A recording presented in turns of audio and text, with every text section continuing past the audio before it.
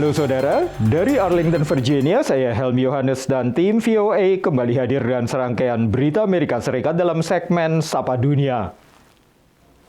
Kami awali dengan keprihatinan sebagian orang tua di Amerika Serikat setelah perusahaan farmasi Pfizer menunda permintaan otorisasi vaksin COVID bagi anak-anak usia balita karena masih diperlukan lebih banyak data. Para orang tua dari balita di Amerika Serikat masih harus bersabar karena adanya penundaan pemberian vaksin COVID bagi anak-anak usia 6 bulan hingga 5 tahun. Perusahaan farmasi Pfizer masih menunggu lebih banyak data uji klinis setidaknya hingga awal April dan menunda permintaan izin penggunaan darurat vaksin bagi anak-anak balita dari Badan Pengawasan Obat dan Makanan Amerika FDA. Sebagian orang tua menyatakan bisa mengerti adanya penundaan ini. Dan menurut kalangan dokter anak, hal ini juga bisa menambah kepercayaan publik karena berarti FDA meneliti data secara menyeluruh mengenai keamanan dan kemanjuran vaksin. Menurut ABC News, selama pekan sebelumnya, 632.000 anak-anak di Amerika dites positif COVID, turun dari sekitar 1,1 juta pada minggu ketiga Januari. Sementara rata-rata kasus harian COVID di Amerika telah turun 78% dibanding puncak kasus Omicron pada pertengahan Januari. Sebagian wilayah Amerika juga telah melonggarkan aturan pemakaian masker dan kewajiban menunjukkan bukti vaksinasi di tempat publik. Tapi pakar kesehatan memperingatkan warga agar tidak lengah. Karena data CDC menunjukkan rata-rata sekitar 2.300 orang meninggal dunia setiap hari akibat COVID di Amerika. Saudara, Menteri Luar Negeri Amerika Serikat Antony Blinken mengadakan kunjungan ke Australia dan Fiji di tengah adanya krisis di perbatasan Ukraina dan Rusia. Analis menilai kunjungan ini adalah untuk menegaskan fokus utama kebijakan luar negeri Amerika ke kawasan Indo-Pasifik. Menlu AS Antony Blinken menekankan hal yang sama dengan pendahulunya bahwa Amerika Serikat ingin mengalihkan fokus kebijakan luar negeri ke Asia dan wilayah Indo-Pasifik. Kunjungannya ke Australia dan Fiji di masa kritis dipandang analis sebagai sinyal kuat peralihan ini. And I think one of the big points here is that the United States is going to continue to be focused primarily as the primary, center of gravity for U.S. foreign policy on the Asia-Pacific, the Indo-Pacific region, even when there are crises that might drag us away some of our time and attention from time to time. Jumat waktu Australia, Blinken bertemu pemimpin negara The Quad, Forum Dialog Keamanan Kuadrilateral, AS, Australia, Jepang, dan India.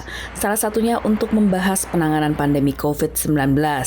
This initiative, like everything else with the Quad, is meant to counter China. It's meant to push back against China's own vaccine production, distribution, and vaccine diplomacy in the Indo-Pacific region. Jumat lalu, Gedung Putih akhirnya merilis strategi Indo-Pasifik pemerintah Presiden Joe Biden. Sebelumnya hanya ada panduan interim keamanan untuk menghadapi kompetisi dari Tiongkok. Serupa seperti yang disampaikan Menlu Blinken pada kunjungannya ke Indonesia, strategi Indo-Pasifik AS berfokus pada kebebasan dan keterbukaan di wilayah, termasuk dalam bidang perdagangan, keamanan, dan demokrasi. Demikian laporan VOA. Beralih ke sejumlah faktor yang membuat harga bunga naik pada perayaan Valentine di Amerika kali ini. Sejumlah toko bunga mengantisipasi kenaikan harga bunga potong hingga 50%.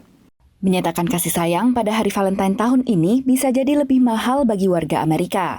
Pasalnya, harga bunga meningkat akibat pasokan yang terbatas. We can still get pretty much whatever we need. It's just it takes a little bit longer and it's a little bit more expensive. Belum lagi, hari Valentine kali ini jatuh pada hari Senin setelah Super Bowl Sunday atau pertandingan football favorit warga Amerika. You're going to have everybody waking up after Super Bowl Sunday parties going, "Oh my God, it's Valentine's Day." So we're really prepared for last-minute orders and a high volume of walk-in. Kekurangan tenaga kurir akibat varian Omicron juga jadi kendala pengiriman. Ini pun yang membuat sebagian pelanggan memilih untuk membeli langsung di toko. I just figured why not order them now, you know what I mean? I've been looking online and then I didn't, the thing with online is you can't really tell what it is. 75% dari bunga potong yang dijual di Amerika Serikat diimpor dari Kolombia, menurut data Departemen Agrikultur Amerika Serikat. Selama pandemi, produksi bunga potong menghadapi beragam tantangan. Las dificultades han sido enormes. Lo principal ha sido proteger la salud de los trabajadores para poder darle continuidad a la operación. Y por otro lado, los problemas logísticos, la escasez de capacidad de transporte aéreo y el mayor costo del transporte aéreo. Perusahaan riset pasar IBISWorld menyebut industri bunga di AS mencapai $5 miliar per tahun. Meski sempat menurun akibat pandemi, namun maraknya toko bunga online membuat sektor ini tetap bertahan. Demikian laporan VOA. Kini kita tengok Maura Munaf, perempuan muda Indonesia yang bekerja sebagai penulis iklan atau copywriter di sebuah perusahaan iklan di Boston, Massachusetts.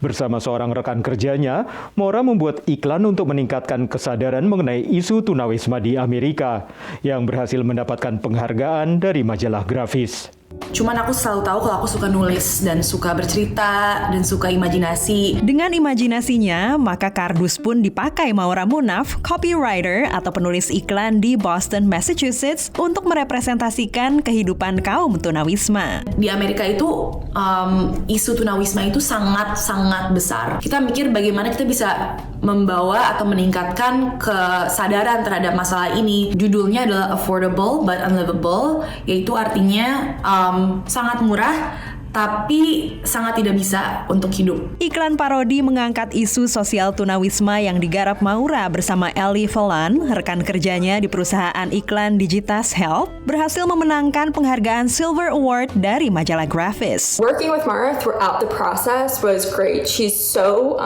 driven and detail-oriented. It's very easy for her to inspire the people around us. Maura mulai jatuh cinta dengan dunia iklan saat magang di sebuah perusahaan iklan di Jakarta sebagai copywriter. Memanfaatkan kesempatan yang diperolehnya, Maura pun serius menekuni kuliah di Boston University jurusan film, TV, dan advertising. Ia bahkan berhasil lulus dengan predikat kehormatan tertinggi atau summa cum laude. Ia berharap dapat mengubah dunia melalui pesan iklan seperti yang dilakukannya melalui iklan mengenai tunawisma. Kesadaran bahwa kreatif dan sosial tuh bisa banget bertemu di tengah dan bisa banget membuat karya yang bagus gitu loh. Lucky Aryani, ibu Maura, amat mendukung minat anaknya di dunia periklanan, apalagi saat mengangkat isu tunawisma. Karena memang intinya sih buat saya, anak-anak itu yang utama adalah berbuat kebaikan melalui kreativitasnya dia. Dari Washington DC, VOA. Saudara, kami akan kembali dengan Sapa Dunia Senin depan. Terima kasih atas perhatian Anda. Dari Arlington, Virginia, saya Helmi Yohanes dan tim VOA.